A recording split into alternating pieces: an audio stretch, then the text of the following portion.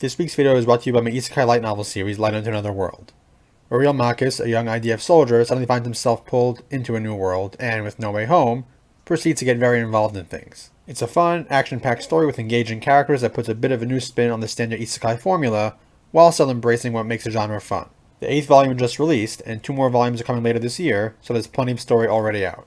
If you enjoy isekai, or just fantasy adventure stories in general, you'll love this series. Seeing as this is still a 4th of July week, and we just had our character analysis of Kay last week, I felt this would be a great time to start our next battle analysis, that being of the Oarai vs Saunders match. As I'm pretty sure I mentioned in my last battle analysis, what makes a great action scene isn't just the action itself. Truly great action scenes are more than just flashy spectacle. They are telling the story too, through said exciting action. Und Panzer happens to be amazing at this. As such, like we did with our last battle analysis, I'll be splitting it into 2 parts. The first, here, will be focusing on the storytelling aspects of the first full-scale battle of the show, and part 2, next time, will focus on the technical and tactical aspects of the battle. As always, here's your spoiler warning. I don't expect to spoil much of anything beyond episode 6 of season 1, but if you're new to the show and haven't gotten that far, or just don't want to risk it, now's the time to hit pause, and then go watch the show.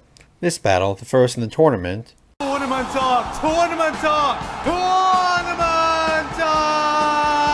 is extremely important both in-universe and outside for us viewers, in several respects. For Oarai, this is where their entry into the world of Senshido really begins. The St. Gloriana match was really just the intro tutorial. Now, it's win or go home. And the latter is not an option, though most of our characters don't fully realize or understand why yet.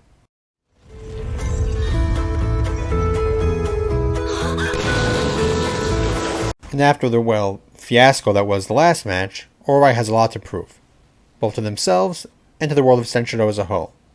Remember, early in episode 5, we have the encounter with Miho and Erica, where Erica not too subtly implies that Oarai's team of newbies has no place in the tournament.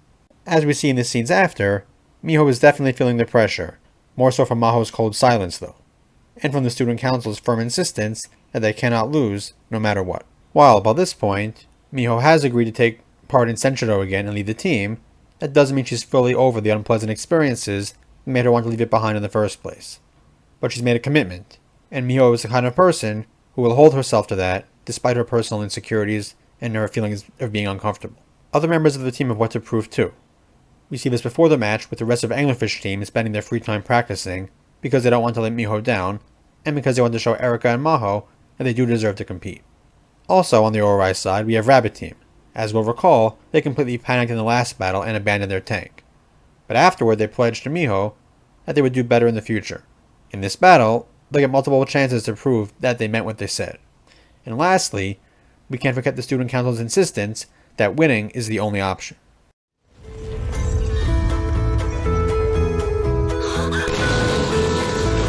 So, even before the match begins, there's a lot at play here. And Und Panzer doesn't miss the opportunity to use every moment of screen time to communicate more, somewhat conflicting information from us. On the one hand, we've got the very friendly and likable Kay, but on the other hand, we're shown just how badly Oarai's ragtag team is both outnumbered and outclassed by the Saunders squad. The cut to Erica watching smugly is also well utilized to remind us that she's expecting a massacre.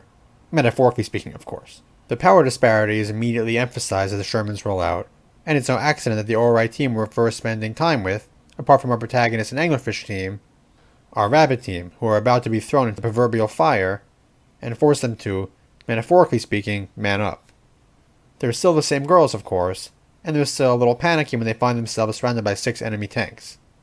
But this time they hold themselves together, and attempt to escape as they obey Miho's orders.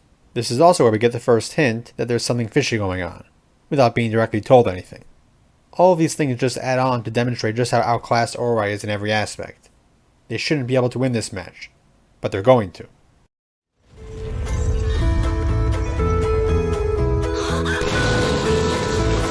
Another important bit of storytelling we see throughout this entire battle is its demonstration of Miho's command prowess.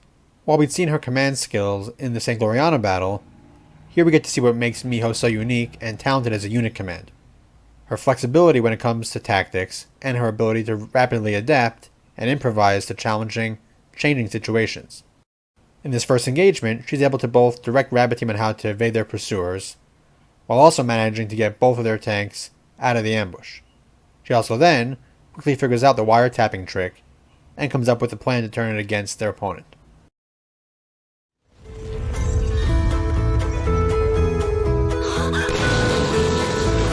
And then we're graced with one of the funniest moments in the show as Oarai successfully ambushes a pair of Shermans.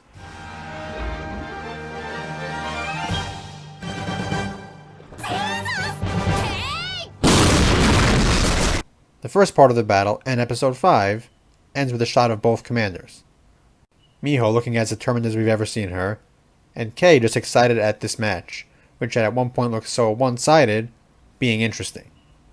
The turning point of the fight, of course, comes in episode 6 after Kei realizes that Alice has been wiretapping. Both her being angry about it, and her decision not to take all her tanks to fight Oarai really just speaks volumes, without a whole lot needing to be explained to us.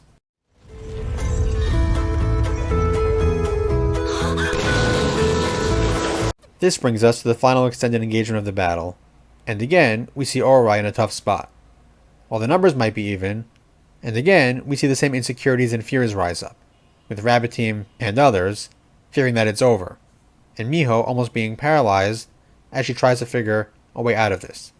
But they all overcome these fears.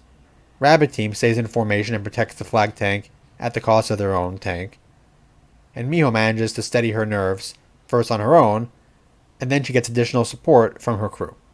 Also, as a quick side note, amid Alice's panicked rambling, we're subtly sort of spoiled on the fact that Oarai might be getting shut down. It's a very quick moment and easy to miss, and it can be easily dismissed as nonsense she's saying amid her breakdown, but it's another clue to an attentive audience that there's more going on than just a simple tournament. This battle ends, as many Girls und Panzer battles do, with a great sequence featuring minimal dialogue. I've already made a video more generally talking about how great Girls und Panzer is with this, but here especially with all the tanks in motion and the tension of showing Naomi getting a beat on the Panzer IV, as Hana drawing on the meditative presence of mind she gained from flower arrangement, remember it wasn't long ago that she had a fight with her mom about this, manages to make the shot and win the match.